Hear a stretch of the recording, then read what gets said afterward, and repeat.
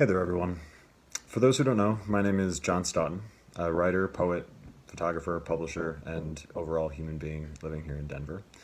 I've known both Hannah Skews and Danny Mazer for about 2 or 3 years, and we've operated in a number of really beautiful artistic circles as friends and participants. I was first introduced to the idea of Unpack last year while I was traveling, but I was out on the road and unable to attend the first iteration of the event. A number of people I'd grown to care about in Denver were participating and sharing their stories, and I was disappointed that I couldn't be in the room to support them. However, the concept struck me, and it stuck with me. Perhaps it stuck because it was the first gathering in any community I've been a part of that directly addressed the issue of consent and sexual assault. Perhaps it felt compelling because the issue is one that I have discussed and learned more about through countless conversations with so many people in my life. You see, throughout my life, the majority of my friends have been women, and the majority of them have shared with me at least one troubling or downright nauseating story about consent.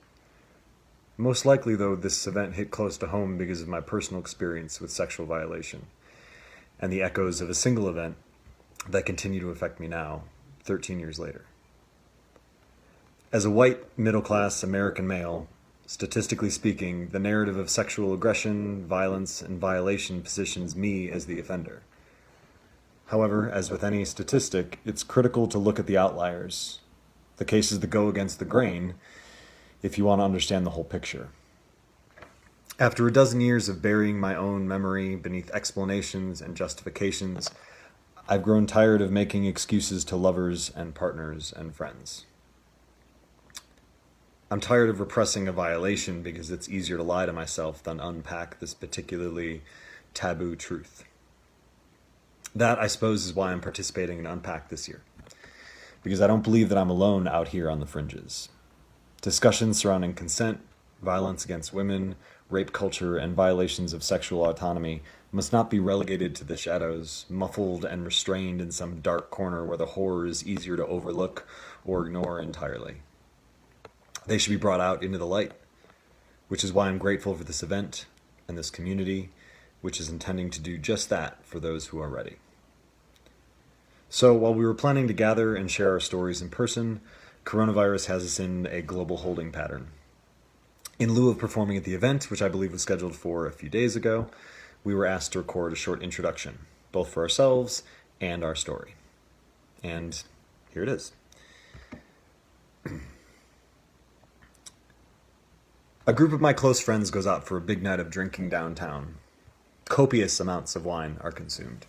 The group traipses home in various clumps, a few making their way alone earlier or later. Hours later, a woman hurries out from a back bedroom of a beloved apartment and doesn't return for weeks. There was wine that night at the bar, whole bottles of it for each person, white and pink and various other colors that wine shouldn't be, but $6 bottles meant that Tuesday nights at a sorority-favored college dive drew a crowd. My frugal band of friends opted for evenings out where there was more bang for the buck. At the time, I was living in an apartment that had grown to resemble a commune, with couch-bound visitors either coming down from a night out or coming up on their next adventure.